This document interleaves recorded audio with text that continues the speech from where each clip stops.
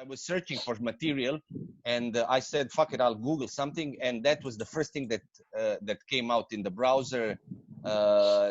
Some sort of the guy using some sort of a small hatchet and doing hubud lubud and locking and trapping. And as I was watching it, I was like, "Fuck this shit! This is not how you fight with the next." And I decided to put out a video.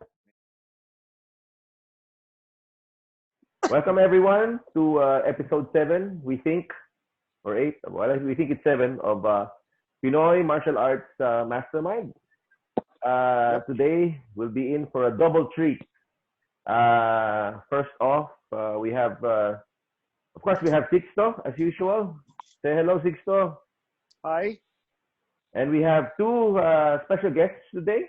Actually, we don't consider them guests because they're friends. So. First off, we have the brother of Sixto, or the other half of the Carlos Hermanos duo, Mr. Baste Carlos, co-founder of Carlos Hermanos Fight Club. Say hello, Baste. Hello all here. Yeah, the more handsome brother of Sixto from live from San Francisco. And we have we have somebody originally we thought was from Antarctica, but turns out he's from Split, Croatia. See? Okay. From Split. Yes. He heads Ronin FMA Weapon Arts blog, and he also has a video out called Ronin FMA Knife Basics Volume 1, the Saber Grip. Very popular video. Very good. That's a very good video. Which we will go over later. Later on, we'll go over that. And here is Mr. Marko. What? I'm sorry, Marko. I cannot pronounce your last name. Is it Novakovic or Novakovic? It's Novakovic with every. When there is a C with the little thing, it's ch. Okay.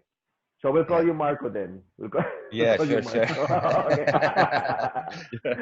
Right. So anyway, welcome everyone.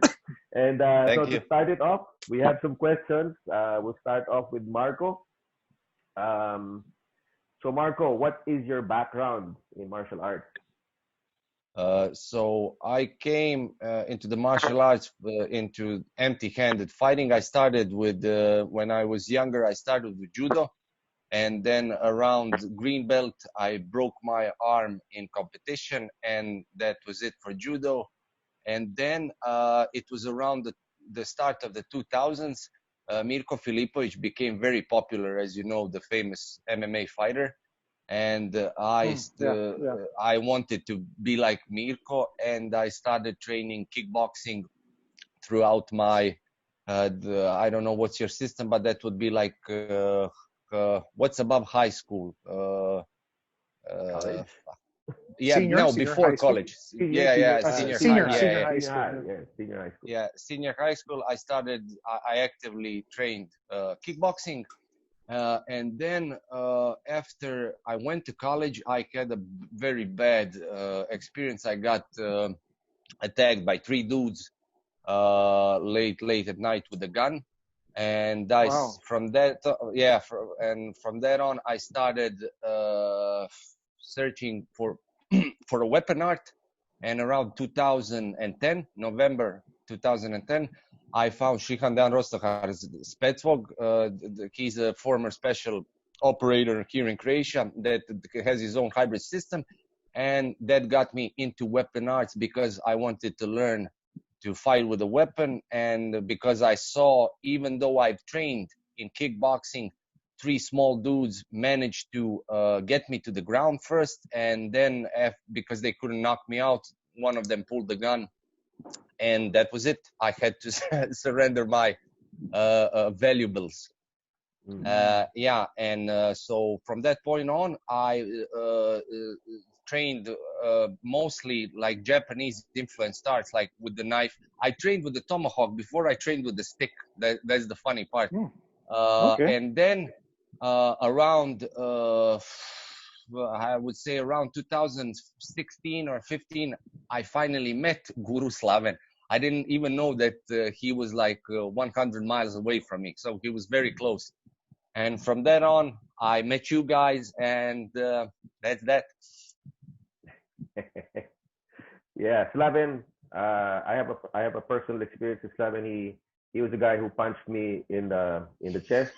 I posted it on Facebook, and I had like 500 likes for that video. It's like my most liked video ever. No, but you tell us a little bit about yourself also, because a lot of people here in the Philippines just know Sixto because you're not here, but of course you are the Buster Carlos. So tell us a bit about yourself also. Well, I pretty much started martial arts following my brother's footsteps. So being the younger of the brothers, I pretty much had to do what he had to do. Yeah.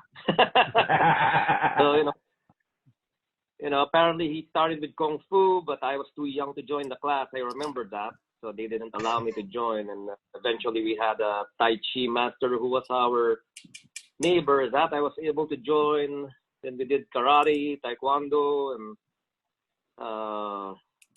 so on and so forth. Boxing, jiu-jitsu, wrestling, yaoyan. And basically a lot of Filipino martial arts. So essentially that's how I got started. I wish I had a more sexy story to say I got bullied or beat up like Marko, but I don't have anything like that. Baste was the bully. Every time I try to think of a bullying act when I was a kid, it was more of like the karate one-hit punch. Like some guy would bully me, I kick him in the groin and it's done. Or somebody would bully me, then I would roundhouse kick him in the belly, then it's done. And that's because, we used to do full contact sparring often. And also, even at a young age, luckily, we joined that karate club that did a lot of conditioning. We used to do hundreds of reps on the makiwara. So I didn't even know my hands were that conditioned, until now that I haven't done much of it. And I remembered like, oh yeah, like I could hit really hard, even as a kid, and not knowing my capabilities. But yeah, eventually, my brother and I trekked the world now. I mean, like we used to trek the whole, like looking at what we could do in the Philippines being there. But now, luckily, at the age of the internet, the age of road travel, now we're meeting people like Slaven, Marko, people in France, people in Germany, people in Europe, even now South America, and of course here in the USA, North America. So it's really good. Like the exploration never stops, and it keeps on going. Nice. Marko, you call your blog the Ronin FMA Weapon Arts blog. Why Ronin? What does Ronin mean, and why did you use that word? Because I was my first weapon experience was influenced a lot by Japanese style of martial arts.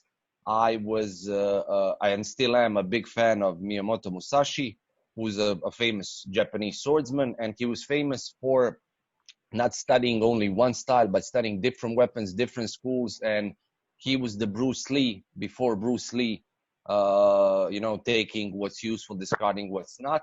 But he was most famous also for dueling and fighting to test his knowledge. And I like that approach. I like the book of Five Rings. And this is why, and it sounded cool. Ronin sounds cool. So this is where I got the name from. But Marko, when you say Ronin, do you mean masterless? Are you following that path? No, I don't mean masterless as much as I mean open to a lot of different other arts. No, I don't mean masterless, because no one's really masterless. Everyone has, even Musashi had influences and mentors. It's just that he's most famous for walking the path alone.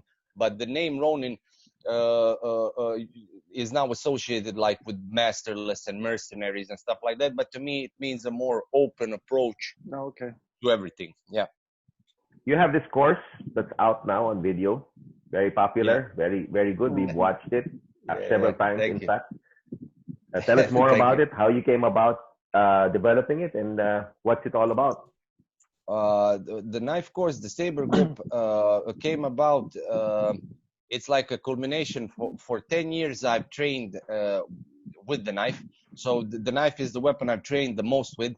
It was the first weapon I started training when I started in weapon arts. I don't know. I always liked the knife since I was a kid.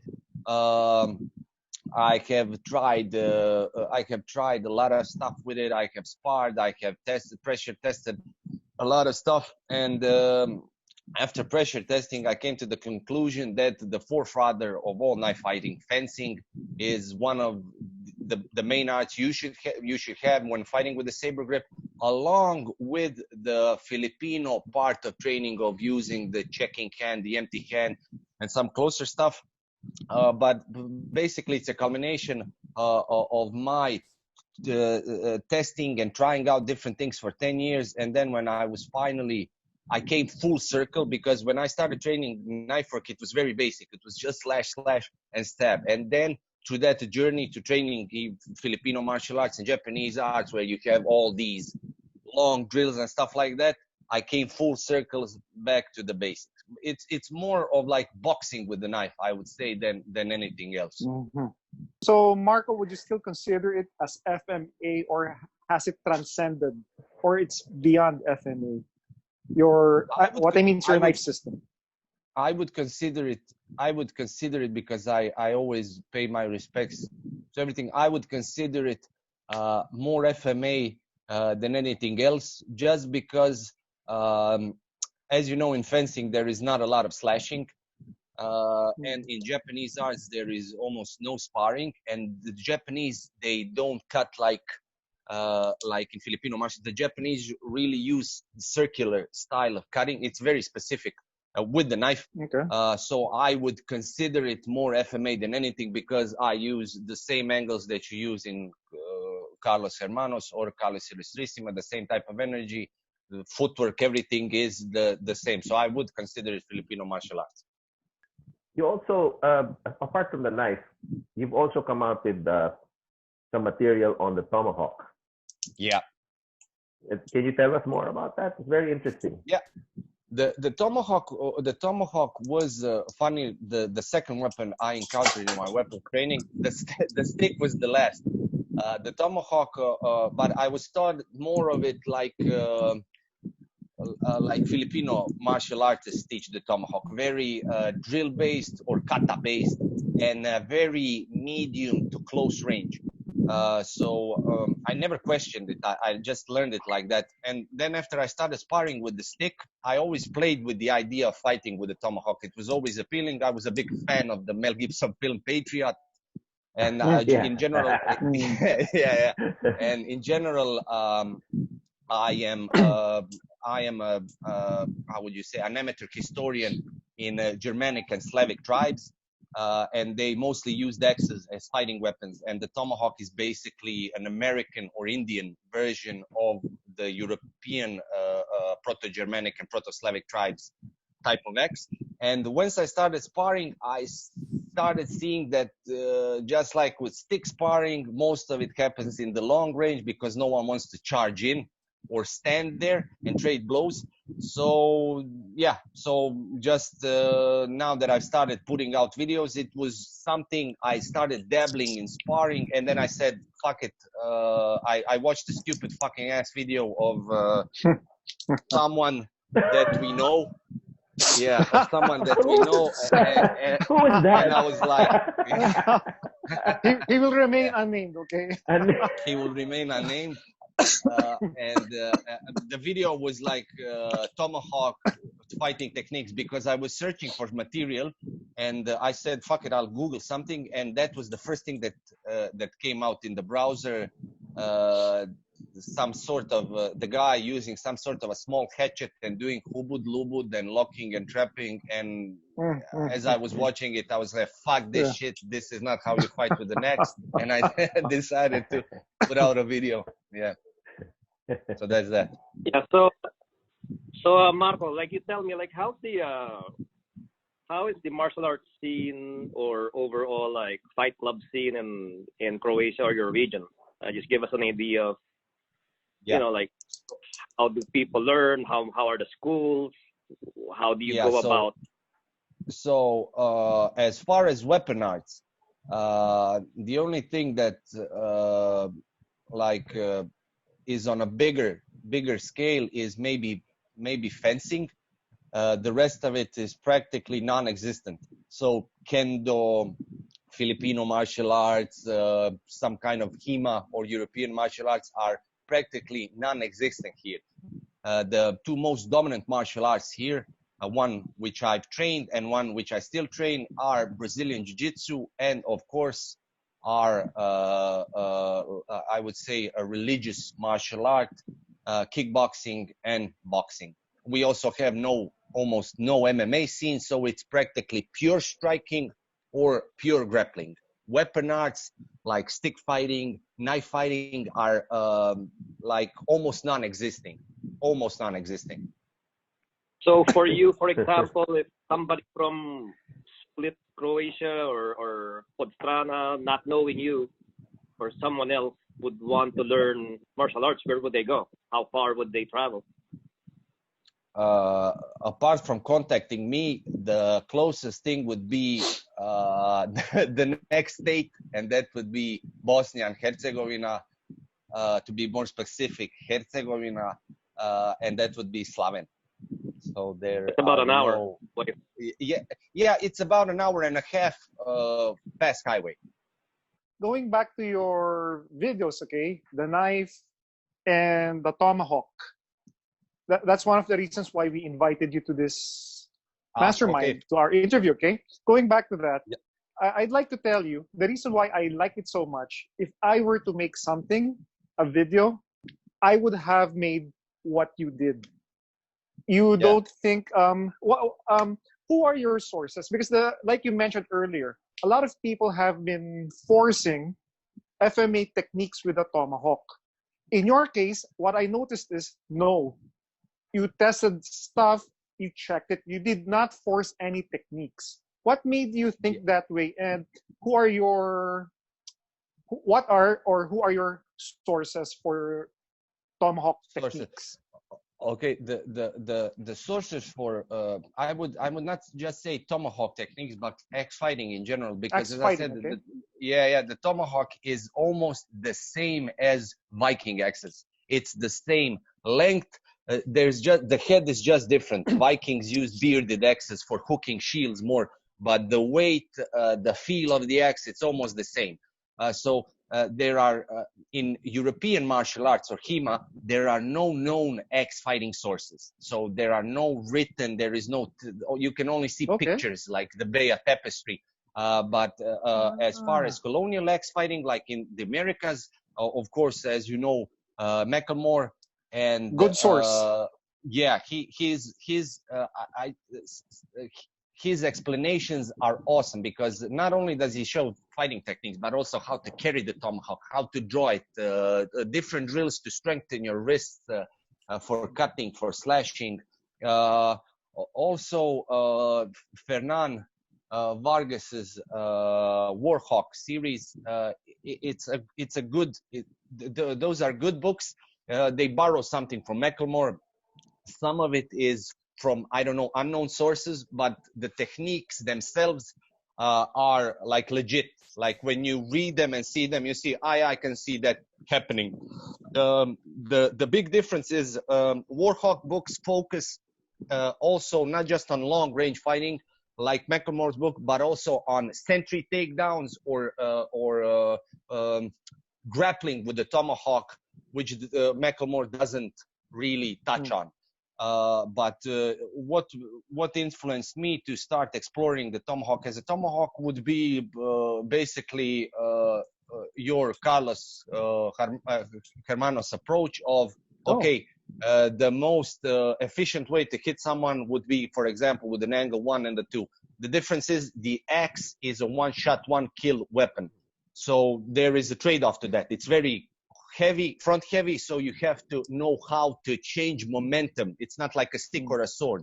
But once you get used to it, that it's like a sniper rifle. So you have to set up your shot. Once you set up your shot, it's GG. If you hit the hand, it's over. If you hit the head, it's mostly over. Okay, you're going to maybe not kill them, but knock them out for sure. So I use that approach. I don't want to get hit, and I want to hit someone. And of course, when you're fighting with an axe, it depends on what you're fighting. If I'm fighting a Bowie knife, I will only fight in largo or long range. I would do the same with the stick. If I was fighting with the stick and you were fighting with the knife, I would want to keep that distance. I don't know why a lot of Filipino martial arts instructors choose to grab the tomahawk like this and then do all of this stuff when it's a fucking stick, stand in long range and hit their hand and hit their head. But again, this is what drove me to start testing. And of course, when I sparred or tested drills with swords or bayonets, it was a whole different thing. Now I understood. Oh, now I have to crash in. Now I have to use roof blocks, hooking. But once you start doing that, you see that the tomahawk needs to be paired with something. Because once I would close the distance, I had nothing. I could either punch them or throw them to the ground. So once you pair the tomahawk with the knife, now that I passed the tip of the saber, now I can fight in close quarter. And as you know, because the saber is a fairly large weapon, you can't fight in close quarter. So to me, testing like that and writing mental notes, okay, so it's good in close quarter if I'm fighting something large, but it's bad in close quarter if I'm fighting something small. And you know, the rest is like exploration. I like what you said, that the tomahawk or axe fighting is more like a sniper fight. It's more like a sniper. It makes me remember some karate concepts, which is one punch, one kill. One kill. So can you expound on that? Yeah, of course. For example, the sparring, when we talk, we mentioned hand and leg sparring and how it is almost forgotten art, and nothing is more, I think, better than when you're fighting with the tomahawk, to have that, like, I don't want to be touched mindset, which you develop in hand and leg sparring. You develop that small timing, and with the stick it's different, because even when you get hit with the stick under the adrenal state, you can take the pain. But with the tomahawk, it's a very different thing. Yeah. The only difference is, I would say, is if we compare axes to swords, and even Filipino swords, which don't have a guard. Like the axe is specific because, like a lot of Filipino weaponry, it doesn't have a guard. Western swords and medieval swords, Hima swords, late medieval swords, they all have one thing: they all have a guard, because they are all exclusively fighting weapons. The axe is not just a fighting weapon, it can be used as a tool, so it doesn't have a guard. So I would say the sword is great in offense, but is also great in defense, while the axe is not so great in defense. Because once you start blocking or using it like this, your hand is always exposed to strikes. So it's more of a psychological weapon, but it also lends the one shot, one kill makes it great for offense. So this is why you would pair it with a knife or a shield. So now, because if me and Sixto were fighting and Sixto had a sword and I had an axe, he would be at a great advantage because of the reach and because he can stab. But if we both had shields, then we would both be close. So now his sword, because now your sword doesn't have an advantage. Now I have an advantage because you can't hook with the sword. I can pull your shield down and then strike you in the face with the next. So the axe by itself is not very good, but the axe paired with something is a formidable weapon. Those are very good observations. I have not read or heard that from anybody else. Very good observations on your part, Marko. And anyway, Yeah, that's Yeah, yeah. no, I was gonna say, this is such a unique thing. Like for me also, this is like completely new because most of the people who do axe work, they basically just do Filipino martial arts with an axe, Yeah, and they yeah, don't yeah, yeah. explain those intricacies.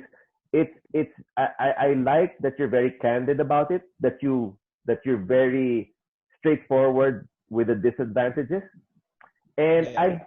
I think this really comes from this came out several times while you were talking from sparring. Am I correct?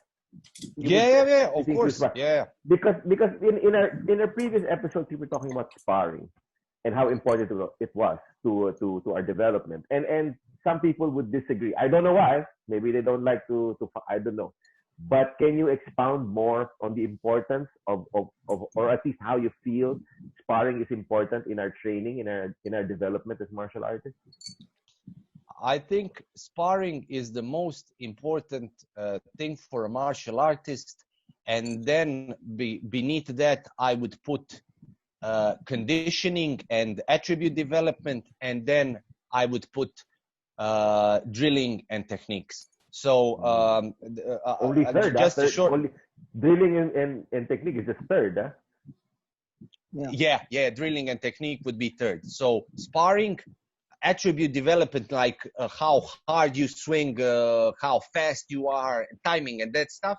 And then underneath that, I would put purely drilling, but like drilling in Filipino martial arts. So we do a set of like kata. Okay, so kata would be third, but sparring and attribute development would be first and second. So the funny thing is, I talked to Sixto about it when he was in Split.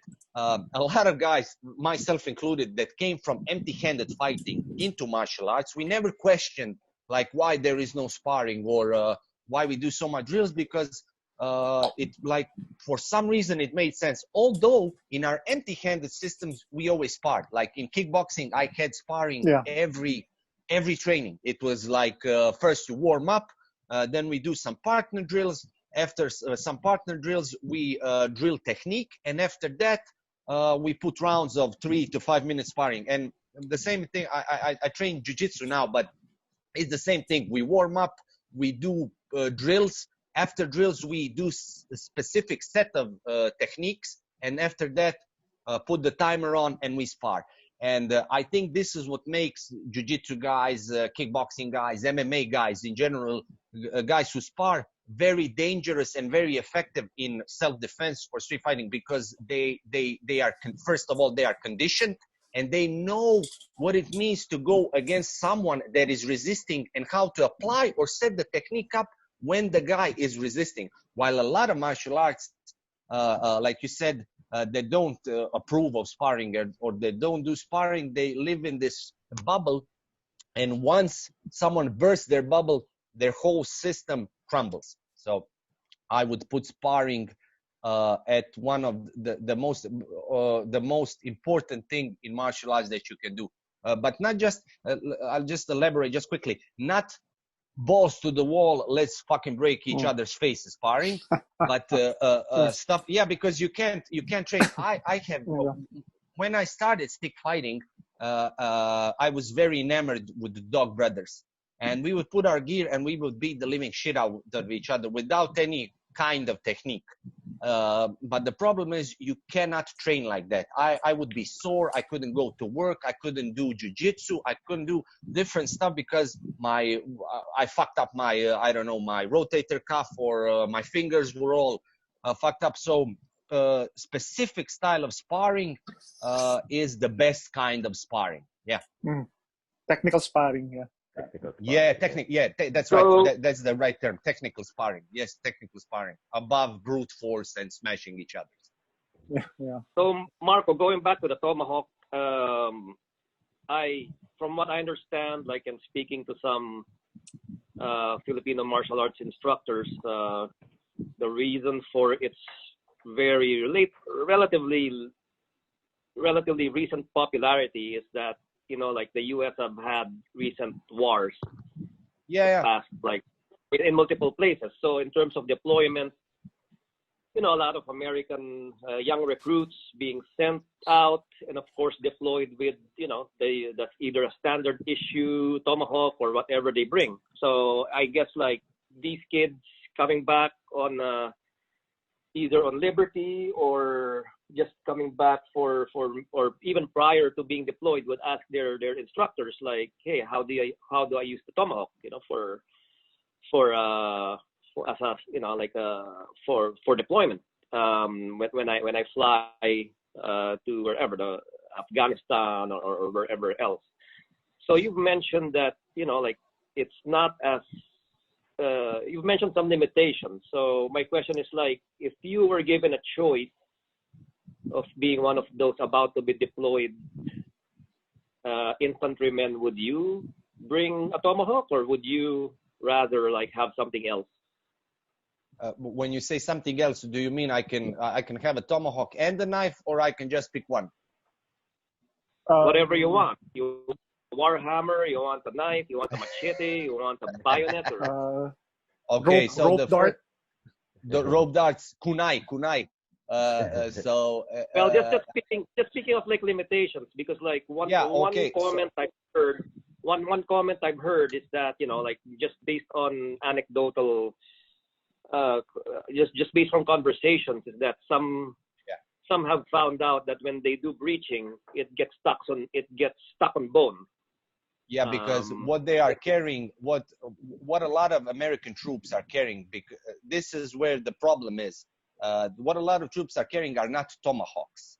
This is what I said it in my first video. All Tomahawks are X's, but not all X's are Tomahawk. What makes a Tomahawk specific is its length. This is 20 inches, 21 inches, and the head is light. The Americans, unless they're carrying SOG Tomahawks, which are like the closest thing to a real Tomahawk, they're carrying breaching axes, big, heavy, short axes, which are meant to like breach doors and do stuff like that. The problem is you do not breach doors with the blade. You breach doors with blunt impact. And this is where a lot of those axes are skeletal. They are very thin to relieve the weight, of course, for carrying. And they are not front heavy. They're just heavy. I've seen the Boker X at one seminar. The dude brought it. The dude that was actually stationed in Afghanistan, and he said, I kind of don't like it because it's very generally heavy. So the problem is a lot of them are not carrying Tomahawks. A Tomahawk would have some kind of hammer at the end, and this would be used for a long grip, because with a long grip you can double hand that sucker like a baseball grip and just smash the doors for breaching. Also, the Tomahawk, in my opinion, if I could carry it, I would carry this with the big knife. Why? Not because of fighting, but because of camp stuff. You can much easily open ammo crates. You can chop wood. You can create tinderlings for the fire in a survival situation and stuff like that. And also, the Tomahawk can be disassembled. So this is I can use this as a knife. I can make fire shavings with this. I can sharpen it more easily than an axe. For example, those modern tactical axes, you have to use the whole axe to sharpen. I just take this and I can sharpen it on a sharpening stone, just like a knife. I can put this in a backpack. I now have a fighting stick. So the Tomahawk is a very versatile tool. What makes it a weapon is this very narrow profile. So wood axes and stuff like that are used for chopping wood have a very thick profile to split the wood. Fighting axes have narrow profiles. Why? Because it makes them lighter, and also so they can better stick into another human being. So yeah, I would definitely. You would probably define it more of a weapon of opportunity than a weapon of first choice.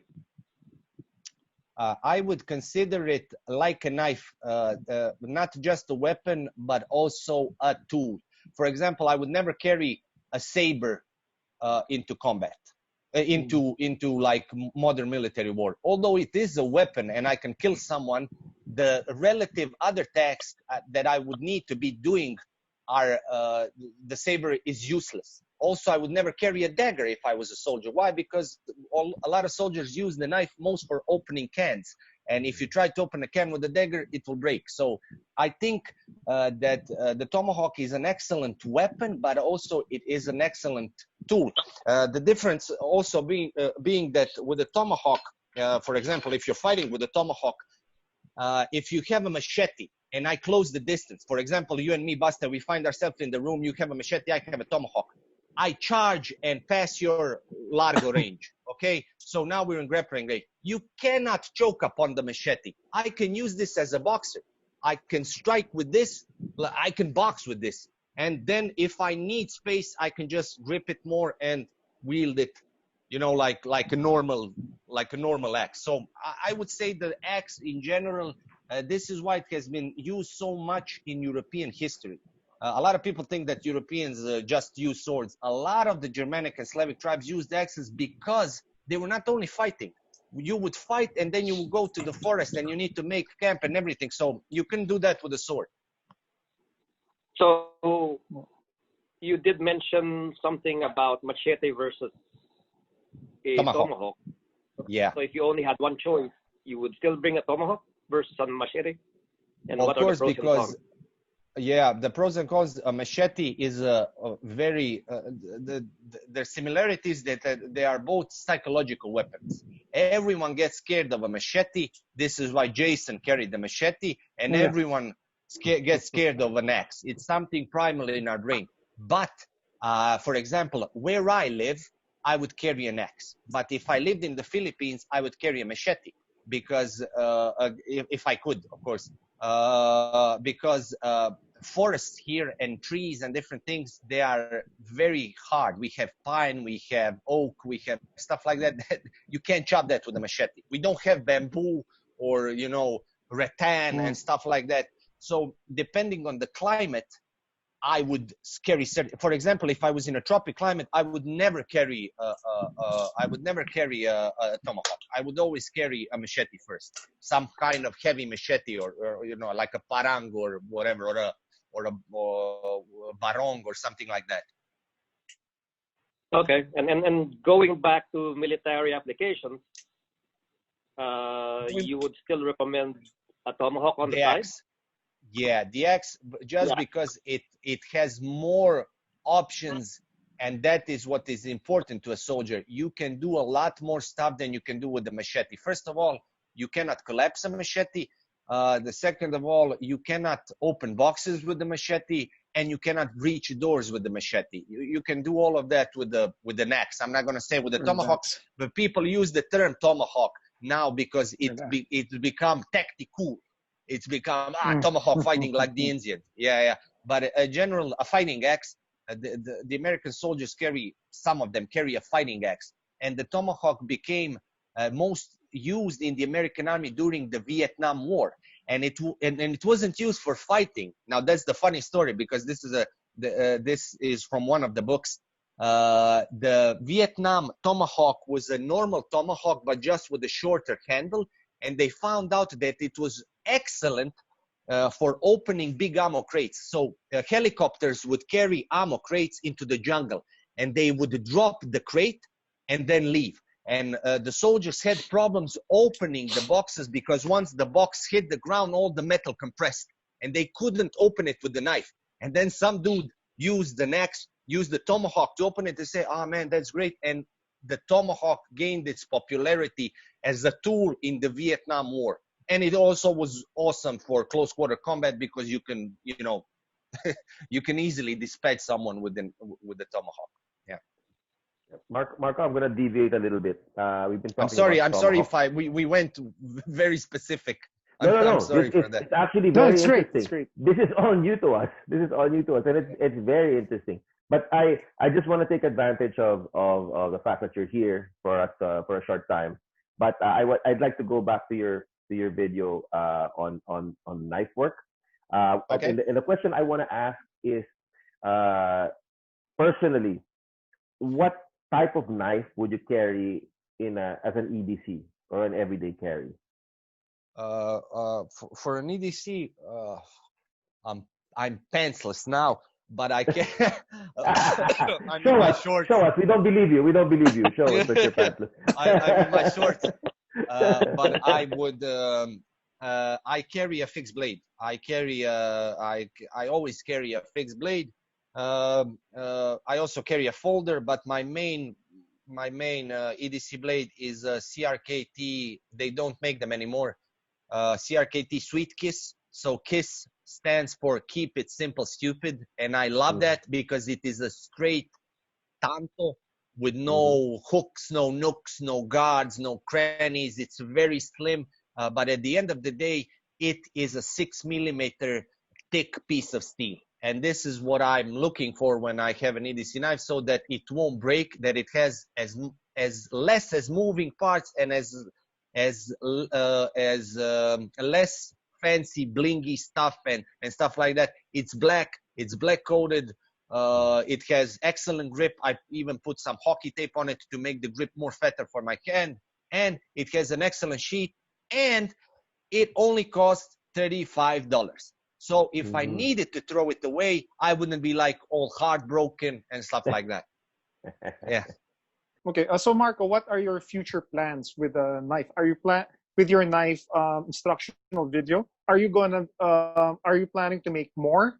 And with your Tomahawk stuff, are you also planning to make an instructional video? Because I'm very interested with your material. Yeah, thank you. I plan on putting out the reverse grip, but not like reverse grip knife stuff. I treat the reverse grip like it can be anything. It can be a screwdriver. It can be a hairpin. It can be, not only blade oriented, but I mean to put out the reverse grip. My wife, she has cool stuff that she invented herself when we drill on pads, how she carries it. My wife carries also a knife, but she carries a hairpin, which is a hardened blade, but it's like what the Japanese girls used to carry. Yeah, and when you grab that thing, she feels the most safest when she uses the knife in the reverse grip. So it's we're polar opposites. When I would pull out a knife, it would be more in saber grip.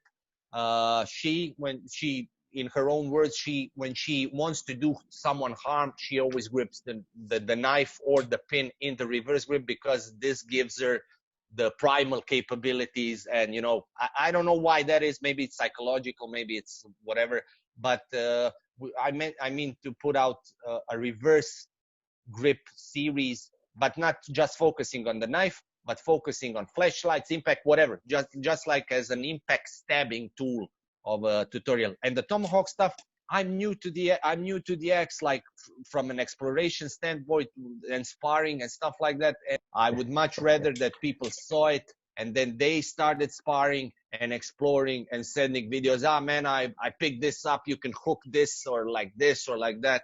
So that guys that use tiny little hatchets and stuff like that, they get eradicated from the axe world. Marko, yeah. I was gonna say, you shouldn't sell yourself short. You say that you've been at this not very long. We've known people who've been doing this for a long time, and they haven't come across those conclusions of you. They haven't made those conclusions that you have. Everything that you're saying so far about the axis is like pretty new, at least for me personally. I've never heard anyone say the limitations. You've studied it so extensively. So I don't think you're at a disadvantage. I think you know more about this stuff than all the other guys combined, all the other older guys combined. So yeah, kudos to you, bro. I mean, it's spectacular. Yeah, thank you. I would just like to say that there are guys like Matt Easton and Skelligrim on YouTube. They review axes, and they have some great theoretical knowledge on how, or maybe how the axe, the double axe, the single axe, how was it used, but it's all theoretical. They are mostly sword guys who spar with swords. And what I found on research, not a lot of people fight or spar with axes. And I think it's, but now I'm just going to say quickly, the problem is you can't train with an axe if you do not have proper armor. For example, what's the problem? If now we went sparring and we use wooden axes, you can move the wooden axe too fast. It's not like a real axe. So you need to use some kind of heavier, like maybe metal weapons. Now that you use metal weapons, the risk of injury increases. So you need like big HEMA armor, and HEMA armor is very expensive.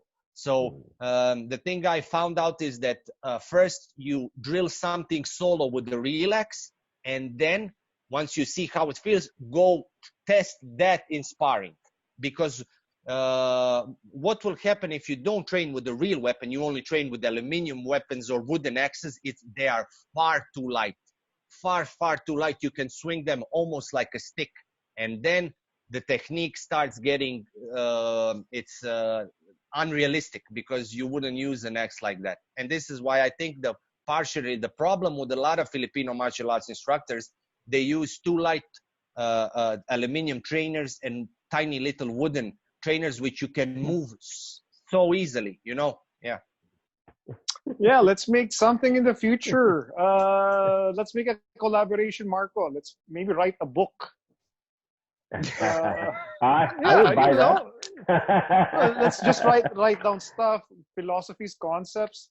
Just actually, we won't be making money from that. Nobody makes money from books, but yeah, nobody makes money from books. Yeah. No, it's interesting, to somebody has to write it down, or it will be forgotten. So I'm inviting you. Maybe we can do something in the future. I don't know. Yeah, because that would be awesome. Because you have a wealth of knowledge. Again, I'd like to say again, I've seen tons and tons of guys, the way they use axes or tomahawks, it's just wrong. And the way you do it, it has rekindled my interest in tomahawk fighting. Yeah. I hope to see Dax sparring with an axe. I would like to see that with a little Viking axe. That would. Tell Slaven I'm challenging him. That's the last person I would challenge. Yeah, that's the last person I would ever challenge. If I had, if someone said, okay, challenge someone to an axe duel, Slaven would be the last, and I mean last guy in line. I love the comments on the video where he's hitting you. One dude was like, dude, his hand is bigger than your head. When he did that, honestly, when he did that, it didn't really hurt that much. I just got shocked because of the force. Impact. Yeah, the impact, yes. And then so I went to bed. I posted it. My wife asked about it. How's your chest? I saw that video. Sixta posted it. And I get, it's fine. So I go to bed. I wake up at around 2:00 in the morning, and I couldn't freaking move. I was like pasted to the bed. If I would move this way, it felt like my chest was being pinned to the bed. I couldn't move, and it's like terrible. It was terrible, man.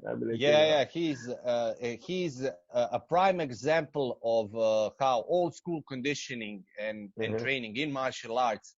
I remember the first time I met him, we were doing some dirty boxing drills in Santo Linis, the Panantukan.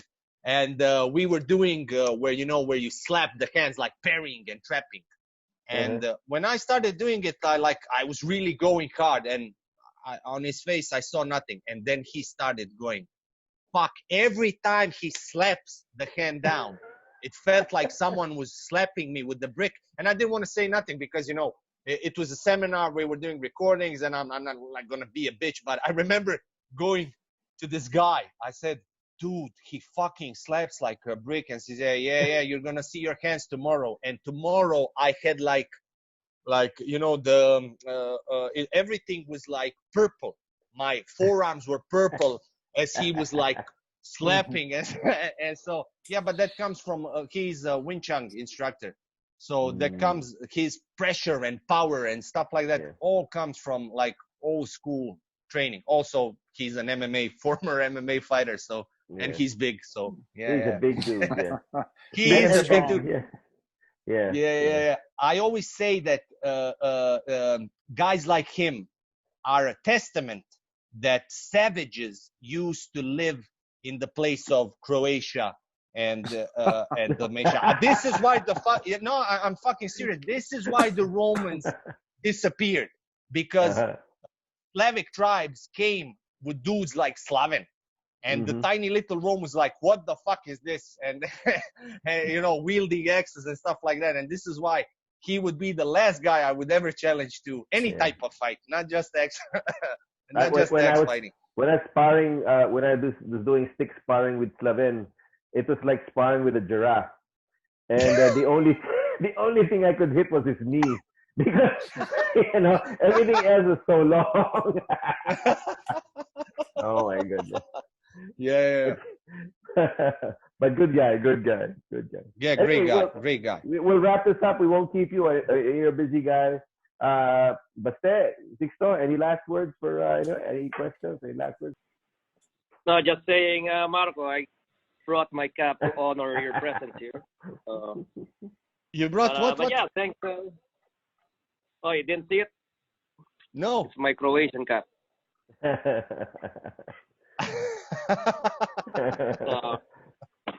My souvenir from Split. So thanks for taking the time to be with us. It's really great. And of course. Thank you guys for having me. I truly look at you guys as a big inspiration. I always thank Slaven for bringing us Calis Lustrissimo and Carlos Hermanos. I truly think it was a pivotal point in my martial arts weapon training. Like I went from like here to here in just practical knowledge and application. So also thank you, Baste, for those delicious recipes of pork and Mexican chicken. Have you guys tried the pig head yet? No. I haven't tried the pig. Okay. But I tried Right. we tried preparing the pork with lemongrass and with 7-Up. So that's a Filipino thing, Okay. I've heard. So yeah. Okay. Anyway, Marko, I hope you produce more materials and share it with us, because a lot of what you share is very good. They're not good, but excellent. They're much better than they're much better than 99% of other more famous and more mature Filipino martial artists.